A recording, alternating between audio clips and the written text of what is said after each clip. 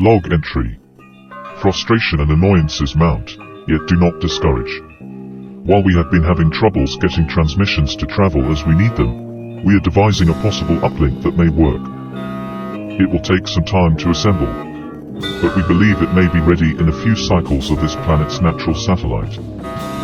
Perhaps as soon as the time of Demeter. We will say, it cannot be done by the researchers alone. We will need a gathering of beings, a convergence, to emanate the power needed. And, if our experiment proves successful, we may require assistance on future transmissions. It is our belief that this need of a biological boost will not harm any of those involved. At least we hope. Only then can our findings begin to move towards those who have watched this planet, and others, for eons. And perhaps there won't be a requirement for further visits to change the course of this world. We believe the inhabitants can undo the damages done, build harmony amongst themselves, and reinstate that which has been lost through time.